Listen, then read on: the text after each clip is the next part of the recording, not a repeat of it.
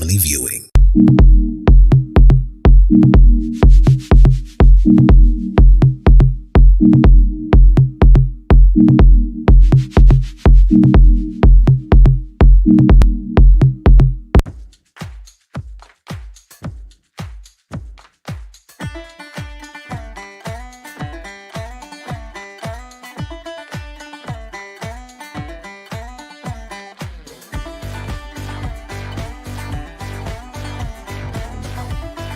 Hi and welcome to another episode of KILIMO Diaries. My name is Violet Njaki and today I went down to Gekambura.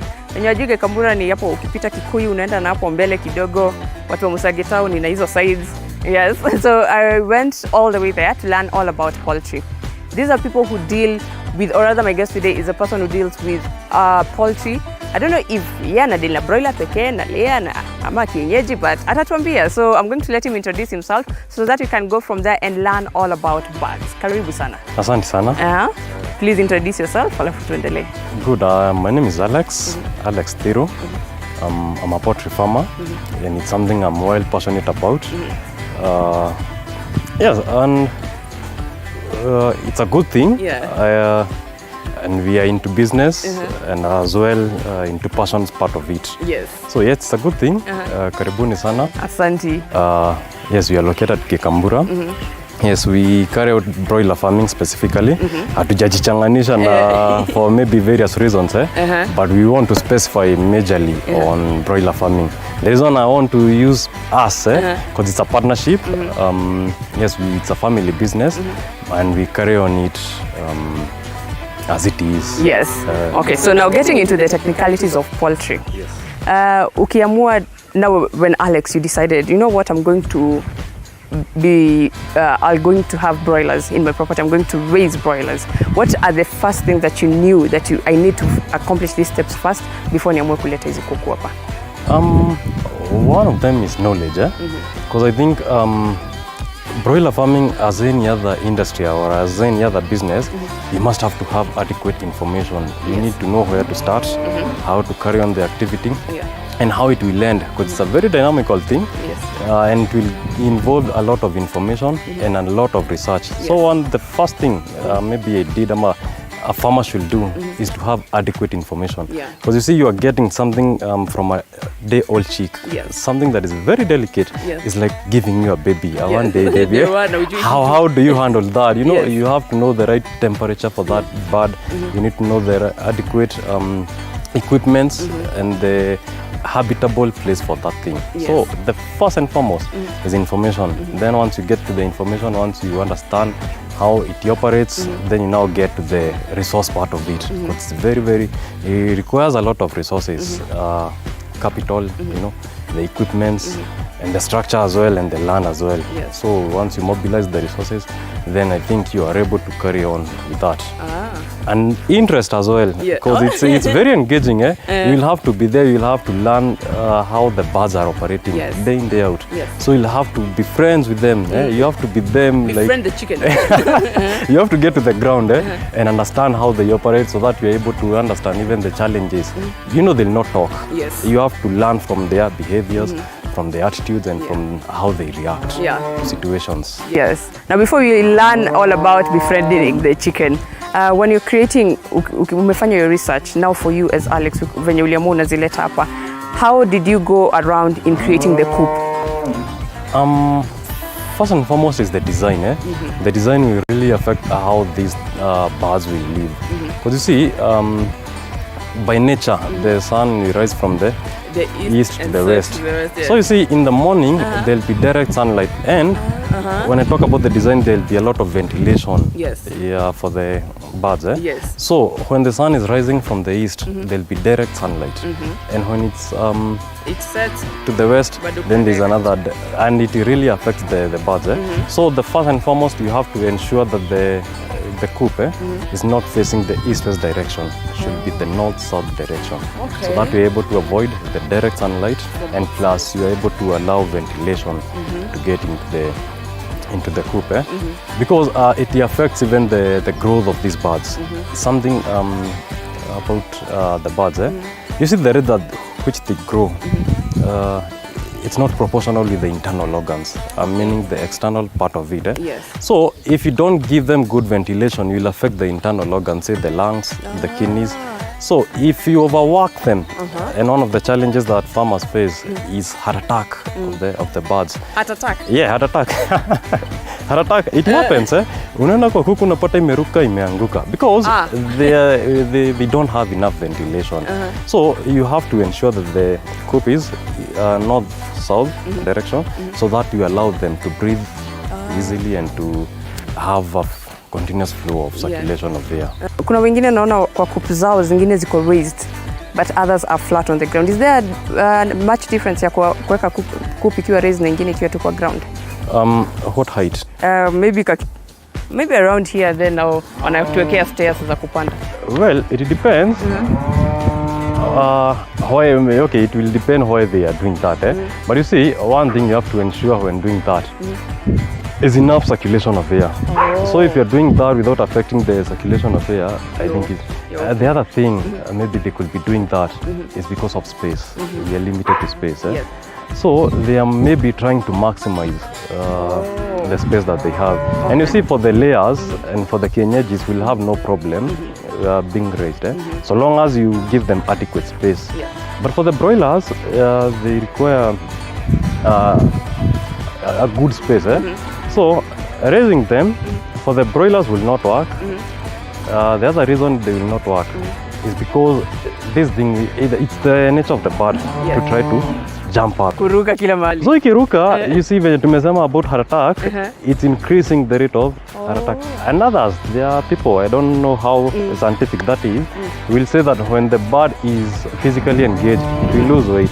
I never believe that. I never believe that. Yes. But let us borrow their concept. So to raise these broilers, ikiruka ina lose weight. In course, scientifically, I don't know how true it is. Yes. But for the broilers, I don't think that would be good, because we need a lot of air, circulation, we need a lot of body space. So I think you'll be limiting yourself. Okay. So as Alex, you decided, mimi naendea broilers. What is the difference between a broiler, a layer, and a kienyeji, if there is? One,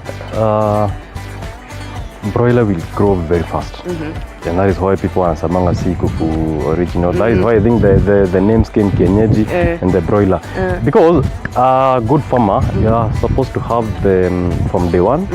To say from 32 days, there are farmers who are able to keep them from 32 days to maybe the time you want. But you see, for the 32 days, we are talking of 1 month. So hii kuku mechukua from day one, and 1 month it's a mature thing. Genetically, they grow very fast. So that is one difference on the genes. The other genes, the other difference will be the capital that will be required.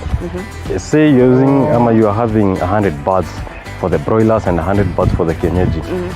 For the time, you see, you will have 32 days for the broilers, and for the kienyeji's, will go to almost 4 months. So that means you will have to have a lot of capital to rear these birds for the broilers. But for the kienyeji, they don't consume so much. There are people who will say that a broiler will feed 3 kg for the entire 1 month. Let us use 1 month. And for the kienyeji, we'll feed at 1.5 kg for the entire 4 months. So you see, the feeding rate of the broiler is high compared to the kienyeji, and that means the cost for the cost of the broilers will still be high to rear. And for the layers, for an investor who wants to have their money back as soon as possible, for the broilers it's 1 month. 1 month plus. You have your income or have your loss. It happens. For the layers, you will even go to months, 6 months, so that they can start playing. So that is when you start getting back your returns. And you see, you're not guaranteed that they'll come as one day. One of cost. Okay, now before you even go on a short break, the broilers, just to confirm, ni zile kuku zinapiga soma pale tau? You are right, You are right. Ni hizo, because you see, kanaenda tu for 1 month. So ndio kapige soma, haitaki kitu kubwa.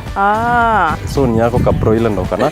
Plus broiler kuweza kuzilea and we can do it large scale. But for the kienyeji, you know, zina take even 2 years. So zikipiga soma na nyama ya kienyeji ni ngumu, lazima uipike for long. Alafu ya kienyeji hizi sema itapiga kona. Watu wa Nairobi wako na njaa. So wataenda wakula kila time ziishe. So tunahitaji hizo broilers zinakuja 1 month, zinapiga soma, wanakula. Wow, Alex has confirmed to us. Zile kuku unaenda kula pale tau zile zinapiga sama. Those are the broilers, and that is what he's dealing with here at his farm in Gikambura. We're going to take a short break, but when we come back, we're going to understand how long does it take for a full-on broiler to mature, and what do you need to give it so that it can give you the best even when it comes to its meat. We're going to take a short break, but we'll be right back.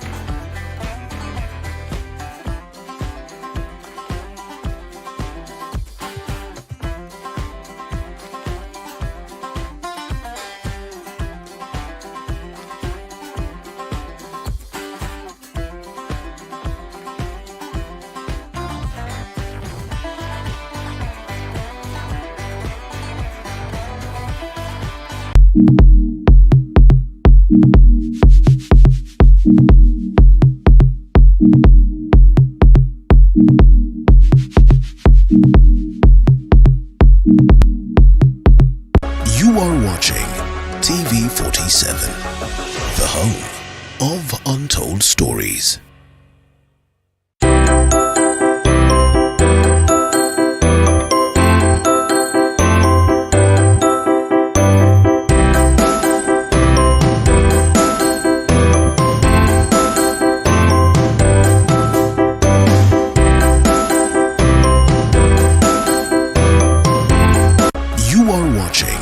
TV47, the home of untold stories.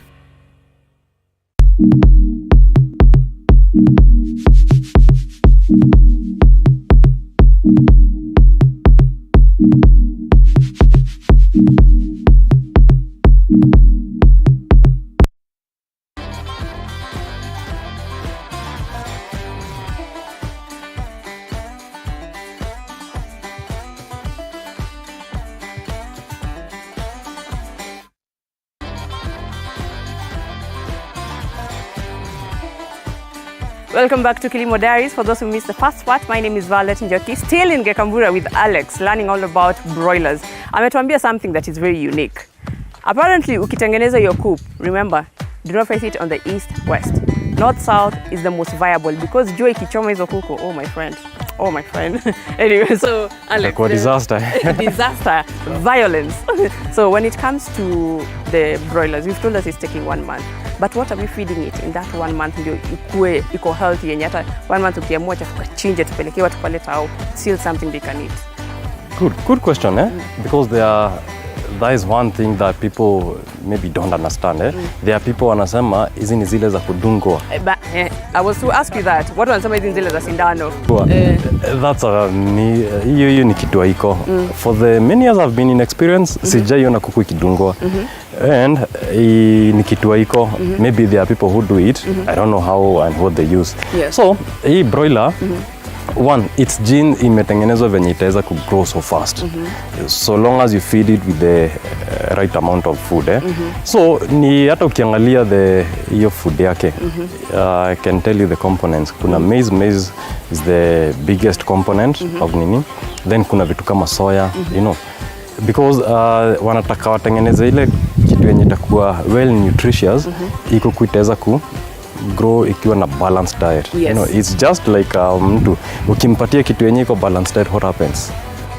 Anakuwa hivi kidogo. Iko sawa. So for the feed, ni hiyo tu unga imetengenezwa to the factories na nini with natural components. Sijaiona chemical yote inaadiwa. There's a time I was doing the research about the feeds, unapata natural components. So all it requires is something yenye imetengenezwa gene yake grow so fast. So a broiler inakulanga, there are people who will say from 3 kg for the entire period for it to mature. For the 1 month. For the 1 month. So what makes it grow so fast, venye imedesigniwa, there's a guy who was maybe talking to us about the venye zinafaa ku grow, and the words he used, it's like a factory. Hii tumbo yake ni machine. Ni machine. Ikifunguliwa hivi isizime. Isonge tu. So inafaa ikuwe ikikula 24/7. Actually mpaka usiku. Let the bird continue feeding. Yes. So ikifeed with the right quantity and that now goes back to the factories. Not maybe factories zenye wanatengeneza balanced. Hii kuku ita grow so fast. Na the other thing yenye nafanya hii kuku ina grow so fast ni the management of the farm. I think we'll get there. But generally, if you feed this feed with the right feed and water as well, because maji pia ni muhimu sana kwa kuku. Very very important. Ina grow so fast. So fast na hakuna kudunga na hata hakuna dauneka booster and stuff. Hapana. Hizo because you see as a society we want to make it better. Yes. Hii broiler yenye na lima I'll also feed on it. Yes. So sitataka I'll have maybe the negative ama the kitu yenye takuwa na negative impact na nikule as well. Yes. So for me I'm so cautious and I'm so keen. Yes. It has to be the right amount. Unga chakula imetengenezwa kwa factories na ita grow so fast. Umeongea about dawa. So when it comes to broilers, what are some of the diseases that affect? Before we started, you were telling me about some areas that were affected by a sweep of infection for the chicken. What are some of the diseases that may affect broilers? One of them, maybe before we get to the diseases, let us get to the causes. There's something I mentioned about broiler farming management. Because if you don't manage this farm well, you attract so many diseases. Yes. For example, the ventilation that I was talking about. Yes. Kama utakubali enough ventilation, one of the diseases yenye taua is kuku ni heart attack. Mnasikia ini mara ya pili amesema heart attack. It's something that is facing so many, it's a challenge yenye inasumbua kulima wengi sana. The other disease I had talked about maybe related to the ventilation inaitangwa water belly ama ascites. And it's caused by lack of enough ventilation and ina affect internal organs. Ukichinja kuku yako kuna watu watapata iko na maji mingi. I was trying maybe to do a research on that. Unapata ni internal organs zenye zinaanza function vizuri. So unapata kuna maybe the lungs ama kidneys kuna vitu zinatoa. So ukichinja kuku yako na hiyo ndio inaumiza wakulima wengi sana. The water belly ama the inaitangwa ascites by some of the farmers. Ama some of the experts. Na hiyo inaletwa bado na farm management. That is the major na hiyo nyingine ina cause. The other one ni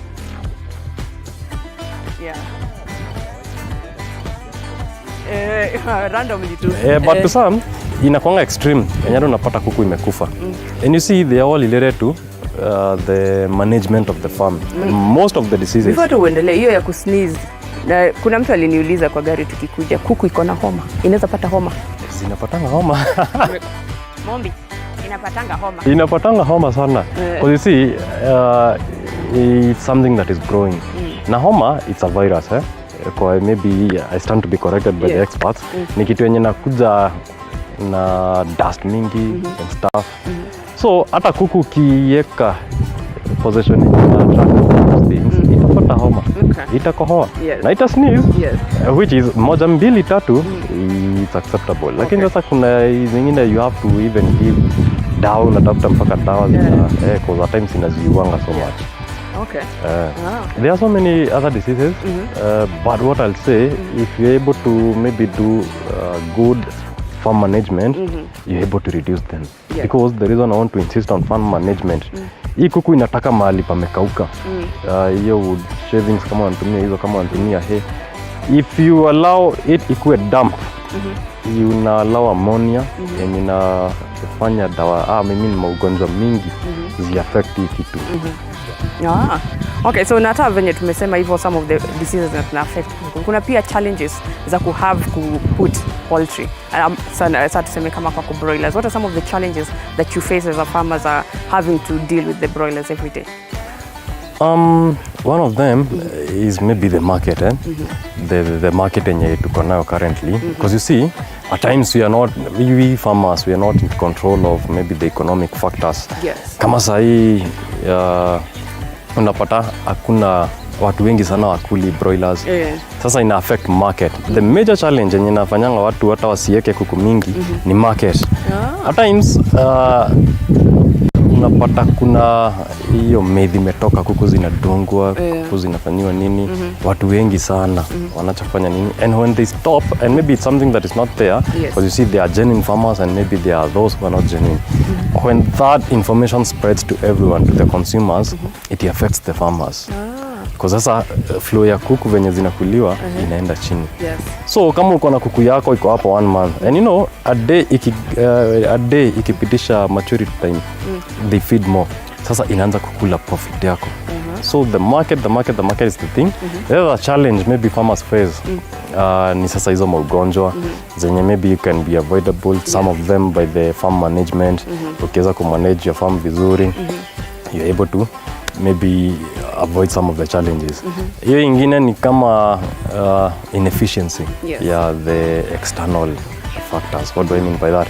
Kama the birds, you need them on a specific date and you book them. Sasa kuna kuwa na economic factors zenye zinafanya kuku yako isikufikie on that specific date. And you see, as a farmer, you plan yourself and these things from this day to this day. So ukimiss hiyo wiki ya kwanza, kama watu wana time ya holidays, time ya Christmas, sasa unaletewa kuku yako Januari ikifika, ikianza. Na only time pale December 25th tunachinja na watu wanataka kuku na watakula. Sasa kuku yako imechelewa, inakuja sasa utauza Januari 1. What do you do? Kila mtu anapeleka watoto shule, kuna cash flow iko chini, so ina affect farmers so much. The biggest challenge sai farmers are facing ni high cost of production. Kama sai kuna shida ya unga na nini, so the feed inapanda juu. Ikipanda juu, pia transportation cost inapanda. So unapata kuku yako, maybe what the market is able to purchase it, you're not making enough profit. Because cost yako ya production imekuwa so high. And the market maybe allow to buy a good amount of. So hiyo it's the major challenge side. Okay, even as we wind up, let me ask about the value addition for poultry broilers, you may say. What are some of the value additions options that we have as farmers when it comes to poultry? Good question. One of them maybe as we talk about the birds, if you're able to package them, if you're able to, there are people who will sell them in different portions rather than selling it as a whole. You get maybe additional returns. The other value addition out of the birds is maybe the manure that is used in the coop. Hiyo kitu yenye unamwaga huko chini unapeleka kwa shamba. It will boost your crop production. To some, inakuwa fine kabisa, you will find people feeding kwa pigs, kwa ng'ombe. You know, it's something very nutritious. Unaona broiler inakula kitu yenye iko na proteins mingi. So hata stool yake inakuwa bado iko high nutritious. So kwa shamba, there are farmers who will prefer, sasa watu wa shamba wata prefer nataka ya kuku specifically. So if you're able to utilize that, you boost yourself on the crop production and stuff. Well, to some others, utapata kuna watu wana feed kama ni dogi zao, you know, wakichinja, wanatengeneza goods. Kwa dogi na inakupatia security, you know, so inakuwa ni, it's something you can play around with. And still, I think there are many more than just explore, which we still tuna work on. Bado tuko na options. Bado tuko na options. Usilale. Ziko. Milango bado ziko. Ni mingi. Okay. Thank you so much, Alex, for your insights on the broiler farming. And we hope that the market may change.